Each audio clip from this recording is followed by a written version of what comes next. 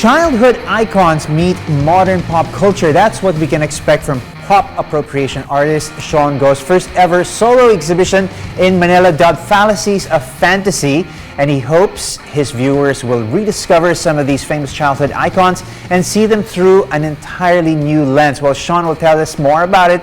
We've got him here in the studio this morning. Hey, good morning, Sean. Hey, Paolo. Nice to see you again. I know. It's nice to see you in person. The last time we talked to you was a number of months ago, I think 8 months ago. You were based in New York at the time. Correct. And now we've got you here in the flesh talking about that solo exhibit. Congratulations, man. Thank you. I appreciate it. I think it's always a function of the community that gives you the success. All right. Well, let's get straight into it. Let's talk about Fallacies of Fantasy. You've piqued my interest. What exactly what does that mean? What are you implying there? Yeah. So the Fallacies of Fantasy is ultimately about how some of the things that we would like to believe are real. Yeah. It's actually very different from what the reality is. So initially that sounds a little cynical and a little bit sad. Yeah. But it's also about the opposite, right? That because there are infinite possibilities, you can actually turn yourself into whatever you want to be, similar to the pop art characters that I remix. Right. Well, here's something I wanted to ask you. You've been in the Big Apple, so to speak. You've been exhibiting there. Is it different to be here? And a first solo exhibit here in Manila. How does it feel to come from, pardon me, that environment and sort of be mounting a solo show here in Manila, your hometown, so to speak? So Manila always has a special place in my heart, right? Because that's where I grew up. I went to school essentially until high school. Yeah. And I think the art community here is actually very robust. The gallery that I'll be showing at, a Secret Fresh Gallery, the owner, Big Boy, I think he has the most expansive sneaker collection in all of Southeast Asia, I think. Right. And so it's very hip, very trendy. It's a very progressive sort of avenue of art. Yeah, they have a lot of good artists that display there that are very consistent with the cheeky style. Okay, well let's talk about this exhibit. How much or how many artworks have you prepared for it? Are we talking about your pop appropriation style, which we've seen in your New York shows? Or has it sort of, or is it encompassing a new sort of way that you're executing art? I've seen a lot of video clips of you madly spraying and getting really into it, on sort of larger scale canvases.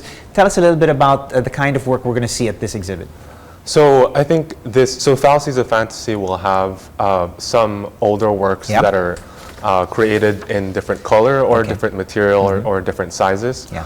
But it'll also introduce some new characters. Like I know you're familiar with the Play Mouse. Yes. But there'll be. In fact, I have one hanging on my wall. Okay. Yes.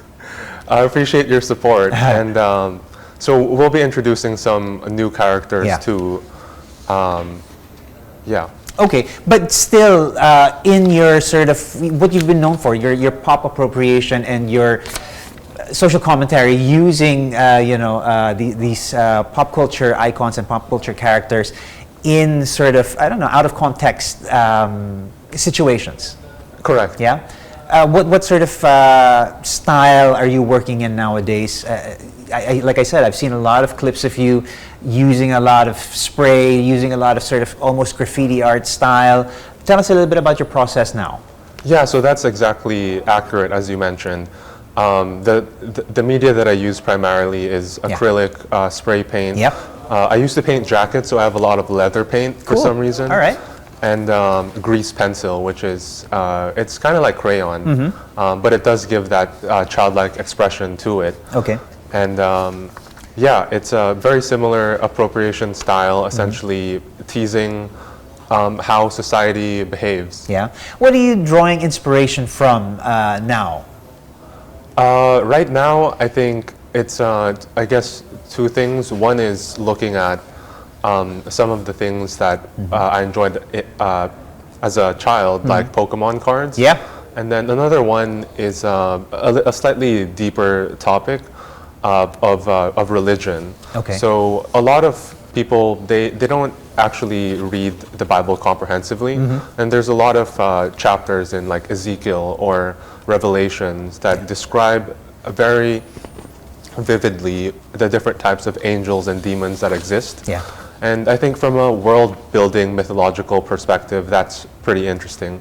Cool, good stuff. I mean, it sounds pretty deep. This is thought-provoking stuff, which is on another level, I think, from what you see on the surface, which is sort of very vibrant, very playful, very whimsical sort of executions. But you're actually sort of, posing some very interesting questions. Sean, you are the master of degrees, so to speak. I think you're walking around with 7 or 8 of them, and you've been. I don't know, you've been a banker, you have one foot in the world of business and finance, you have another foot in the world of art and creativity. Are these two worlds mutually exclusive, or are you finding a way to sort of meld and balance these two areas, which you seem to be so comfortable in both?